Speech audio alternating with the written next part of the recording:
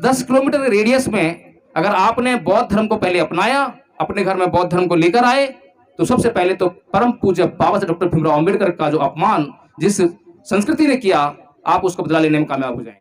तो इस वोट के अधिकार को संजो के रखना है। और जिस प्रकार से नीलम दीदी ने बताया आपको कि इस वोट के अधिकार को नोट और दारू में नहीं बेचना अपने को। जिस दिन आपने ये नोट और दारू की प्रक्रिया को बंद कर दिया, उस दिन से आपका जो अधिकार है वोट देने का, ये सुरक्षित रहेगा। और वोट का अधिकार को आपने सुरक्षित रख लिया तो हमारे देश का संविधान सुरक्षित रहेगा।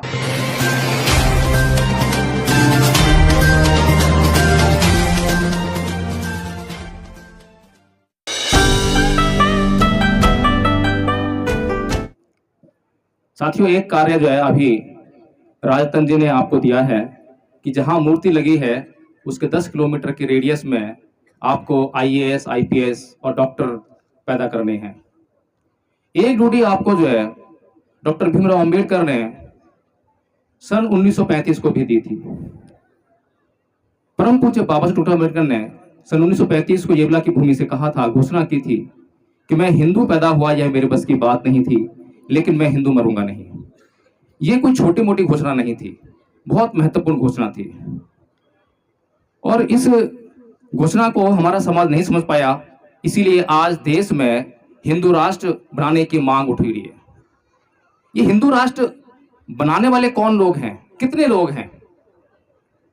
अगर हम संख्या बल के आधार पर देखें और यदि परम पूज्य बाबा साहब डॉक्टर भीमराव अंबेडकर का समाज एकत्रित हो जाए, स्वाभिमानी बन जाए, ईमानदार बन जाए और बाबा साहब डॉक्टर भीमराव अंबेडकर के ऊपर होने वाले हर एक अत्याचार का बदला लेने के लिए तैयार हो जाए। बदला किससे? बदला किसी आदमी से नहीं। बाबा साहब डॉक्टर भीमराव अंबेडकर के ऊपर जिन लोगों ने अत्याचार किए, बाबा साहब ने उनसे कभी बदला नहीं लिया, क्योंकि उनके ऊपर अत्याचार करने वाले कोई एक आदमी नहीं था, बल्कि पूरी व्यवस्था थी। तो बाबा साहब डॉक्टर भीमराव अंबेडकर ने उस व्यवस्था को बदलने का काम किया। और व्यवस्था को बदलने का काम जो होता है, एक व्यवस्था को खत्म करना होता है, उसके स्थान पर दूसरी व्यवस्था को देना भी होता है, जो परम पूज्य बाबा साहब डॉक्टर भीमराव अंबेडकर ने सन 1956 को यह काम पूरा करके आप लोगों के समर्पित किया। लेकिन समस्या यह है कि हम लोग ना तो ईमानदार हैं, ना स्वाभिमानी हैं। अगर हम स्वाभिमानी होते तो हमारे पूर्वजों पर जिन लोगों ने अत्याचार किया, हम उनका विरोध करते, उस व्यवस्था का विरोध करते। और तुरंत ही जब 1936 में डॉक्टर भीमराव अंबेडकर हिंदू धर्म को छोड़ने की घोषणा करते हैं, तो हमने उसी टाइम से हिंदू मंदिरों में जाना बंद कर देना चाहिए था, लेकिन हमने नहीं किया। तो इसी प्रकार से एक काम और बाबा साहब ने दिया है कि 10 किलोमीटर, इस मूर्ति के 10 किलोमीटर के रेडियस में आपको यह तय करना होगा, अगर आप ईमानदार हैं और स्वाभिमानी हैं और परम पूज्य बाबा साहब डॉक्टर भीमराव अंबेडकर के अनुयायी बनना चाहते हैं, तो कि आपको इस 10 किलोमीटर रेडियस में कोई भी अंधविश्वास से भरी घटना नहीं होनी चाहिए। इस बात को निश्चित करना पड़ेगा। दूसरा काम यह है कि आपको जब 1956 में बाबा साहब डॉक्टर अंबेडकर ने एक लाइन दी है, बौद्ध धर्म की लाइन, तो उसको अपनाना होगा। तो ये निश्चित करना पड़ेगा कि 10 किलोमीटर के रेडियस में आपको हर व्यक्ति को बुद्धिज्म से वाकिफ कराना है, चाहे वो कोई भी व्यक्ति हो, किसी भी जाति का हो। धर्म सबके लिए समान है। आपका राजनीतिक आंदोलन अलग हो सकता है और भी दूसरे आंदोलन अलग हो सकते हैं, लेकिन जो धार्मिक आंदोलन होगा वो जो है सबको साथ में लेने का आंदोलन होगा। और जब सब लोग बौद्ध बन जाएंगे, बुद्धिज्म को समझने लग जाएंगे, तो मैं ये समझता हूं कि जो बुद्ध का जो सारा जो काम था वो सारा चित्त पर था। क्योंकि बुद्ध ने कहा है धम्पद में कि फंदनं चपलं चित्तं दुरखं दुनिवार्यं उजुंग करोति मेधावी सुकारो व तेजनं। बुद्ध जो चित्त पर जोर देते हैं कि जितना भी आपके ऊपर अत्याचार हो रहा है, इसका कारण किसी का दूषित चित्त है। किसी भी व्यक्ति के भीतर अगर कोई आपराधिक प्रवृत्ति है तो वह मानसिक रोगी है, इसलिए वो आपराधिक प्रवृत्ति का शिकार है। तो बुद्ध जो है सुधारने पर जोर देते हैं। बुद्ध अंगुलीमाल को मारने के लिए नहीं कहते, बुद्ध जो है अंगुलीमाल को सुधारने के लिए कहते हैं। और जिस व्यवस्था को आप विरोध करने जा रहे हैं, जिस व्यवस्था से आप प्रताड़ित हैं, वो व्यवस्था में अगर देखें तो गीता में श्री कृष्ण जी अर्जुन को क्या संदेश दे रहे हैं? वो सुधारने का संदेश नहीं दे रहे हैं, वो मारने का संदेश दे रहे हैं। तो हमें जागरूक रहकर जो है इन बातों को समझना पड़ेगा कि परम पूज्य बाबा साहब डॉक्टर भीमराव अंबेडकर ने जिस संस्कृति का प्रादुर्भाव किया, जिस संस्कृति को आपको देने का काम किया, उस संस्कृति में बहुत दम है। उस संस्कृति में इतना दम है कि आप अपने दुश्मन को बिना हथियार के आप उसको जो है धराशायी कर सकते हैं, उसको अपना बना सकते हैं, उसको अपने काम में ले सकते हैं। जब बुद्ध ये कहते हैं कि फंदन चपलचित्र निवार्यम उजुम करोति मेधावी सुकारो तेज नंग, तो ये साफ साफ है कि आप अपने घर में पालतू पशु लेकर आते होंगे। पालतू बनाने से पहले वो जंगली होगा, और उस जंगलू पशु से पालतू बनाने के लिए आपको काफी धैर्य रखना पड़ता होगा, सहनशील रहना पड़ता होगा, उसको टाइम देना पड़ता होगा।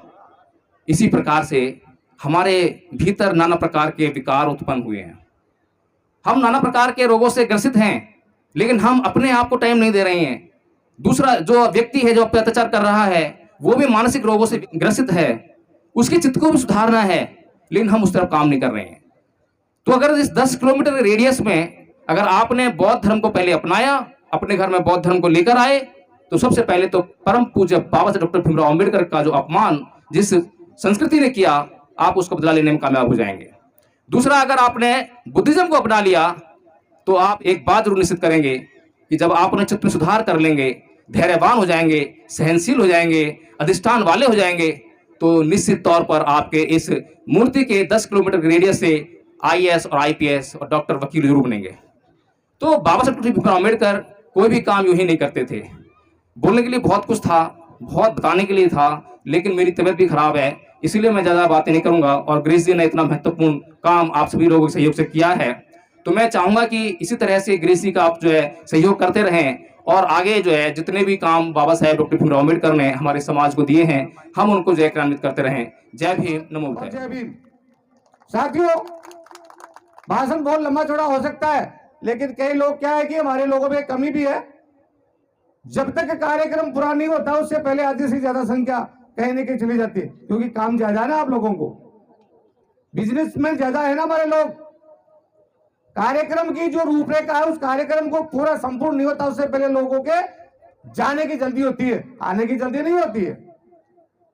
अभी हमारे बहन नीलम दीदी ने आपको बहुत कुछ बताया, उसके बाद में हमारे प्रेरणा स्रोत राजरतन जी ने आप सब लोगों को बाबा साहब के बारे में, बहुत मूवमेंट के बारे में बहुत कुछ बताया।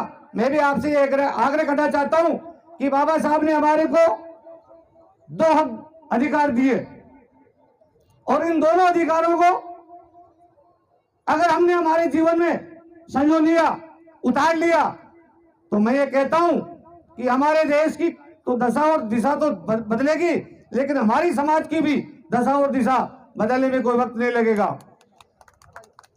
वो पहला काम है बाबा साहब के द्वारा दिए गए आरक्षण को अगर आप लोगों ने बचा लिया, और आरक्षण कब बचेगा? आरक्षण तब बचेगा जब इस देश का संविधान बचेगा। मैं आप सभी विराजमान बंधुओं से ये निवेदन करना चाहता हूं कि साथियों, आज भारत के अंदर भारतीय संविधान को खत्म करने की प्रक्रिया शुभारंभ हो चुकी है।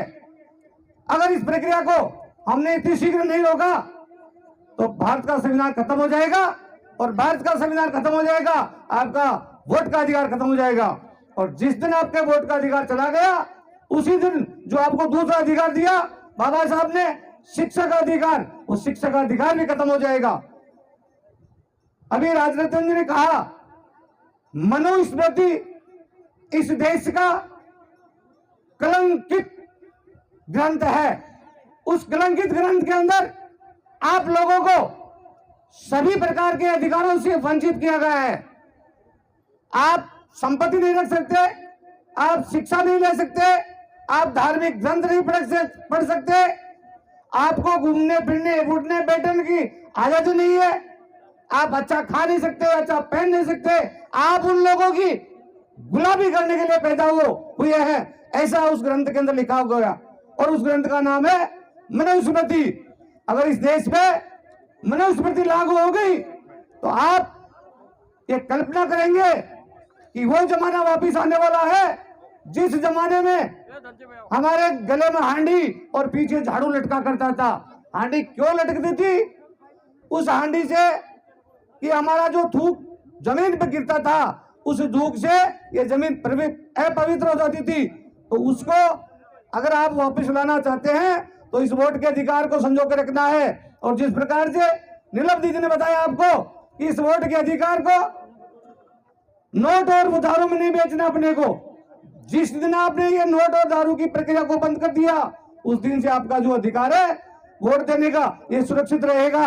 और वोट का अधिकार को आपने सुरक्षित रख लिया तो हमारे देश का संविधान सुरक्षित रहेगा, और देश का संविधान सुरक्षित रहा तो इस देश का लोकतंत्र सुरक्षित रहेगा, और देश का लोकतंत्र का सुरक्षित रहा तो आप और हम सब सुरक्षित रहेंगे, और हम सब सुरक्षित रहेंगे, हमारे बच्चे भी सुरक्षित रहेंगे। तो साथियों, मैं ज्यादा नहीं कह करके इतना कहना चाहता हूं कि मेरे भाइयों और बहनों और ये माताएं बैठी है, अभी आपने एक रूढ़िवादिता के लिए बहन ने बताई है कि ये जो घूंघट प्रथा है ये गुलामी की निशानी है। ये जो हमें ऊपर से नीचे तक टीका टमका जो भी बिछिया वगैरह में बांध रखा है ये भी एक कमजोर करने की निशानी है। इन सब चीजों से बाहर कब आएंगे? जब हम बुद्धिज्म की ओर जाएंगे, जब हम तथागत बुद्ध के द्वारा दिए गए बुद्ध को अपनाएंगे, बुद्धिज्म को अपनाएंगे, तब इन सब चीजों से बाहर निकलेंगे। और भारत में एक प्रणीति चल रही है, उस प्रणीति को, हिंदुत्व की जो प्रणीति है हिंदू राष्ट्र बनाने की, उस हिंदू राष्ट्र को बनाने से रोकना होगा, और मेरे देश को, मेरे भारत को बौद्धमय भारत बनाना होगा। इसके लिए आपको आज से यहाँ संकल्प लेके जाना पड़ेगा कि हम हमारे परिवार में, हमारे आस पड़ोस में, हमारे समाज में ये जो पाखंडवाद और अंधविश्वास जो फैला हुआ है उसको आज के बाद में कभी नहीं मानेंगे।